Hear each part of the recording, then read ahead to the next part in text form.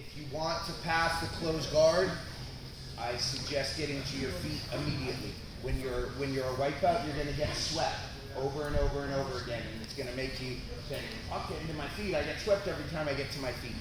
Yep, you gotta put in a whole lot of reps before you figure out your balance and base, but you're never gonna pass anybody good guard. Maybe that's too strong. But a lot of the techniques that I'm going to show you today, I feel like they're fundamental techniques, but at the highest level, everybody comes to their feet. So just be aware of that. I'm going to show you the stuff. Double underpass is huge. I think that's one of the strongest passes in the game. That's part of it today. Something we call the knee pass is in there. It leads to a knee cut, which is my number one go-to pass. So there's a lot of good stuff here, but just understand that any amount of time that you spend on your knee in somebody's closed guard, especially somebody with a good rubber guard getting here in Tom's guard and start trying to pass low, he's going to have you dead orchard pretty quick. Okay, so just be aware. Understand that anytime I'm in closed guard, I need to be working right away to get out. That's number one thing. I don't want to hang out in closed guard. I certainly do not want to be attacking submission from closed guard. I see white belts looking for can openers, one that's illegal, looking for Americanas from in the closed guard, Kimuras from in the closed guard. All of that stuff is garbage. Your number one goal in closed guard is get out. I'm going to show you a couple different ways to do it today, where we're staying low. At the highest level, nobody stays low. So just understand that. I'm going to show you these ways. They're fine. You don't stand up, so your chances of getting swept all the way to your back go down. But as far as like effective passing versus high level guards, everybody at the highest level is passing. That being said, let's get into it. The first one is the gi pass or combat based pass. I'm here with Mike. Mike has me in full guard. We'll talk a little bit about just some fundamentals, right, as this guy. One, look at my feet, right? My feet are flat. This is how I'm going to be 90% of the time in jiu-jitsu. There's going to be periods of time where I'm like this, but you see what that does to my weight? Do you see how it pitches my weight forward to have my toes curled under? I only curl my toes under when I need to move explosively. And explosive movements, don't make up a huge part of this.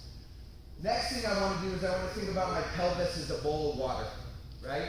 And if I want to avoid having my posture broken forward, I want to think about tipping that bowl of water so that I'm pouring the water down my back, right? He's trying to pull me forward. Not going to happen. I'm tough, right? Pull water back, but I'm trying to piss on the scene. The next thing I'm going to do is I'm going to control his posture with my hands on the ribs. If I control his hips from the get-go, because we're going to go here in a minute, but if I start out on the hips, he's going to sit up. Boom, he just sits up and then he's going to grab my head and he's going to start to break my posture. So I can't start with my hands on the hips. I have to go hands on the rib, tailbone tucked, pissing on the ceiling, looking up. Now he's going to have a hard time breaking me down from here. The next step is to get a knee in the middle. And if somebody's got a real aggressive closed guard, this can be a challenge.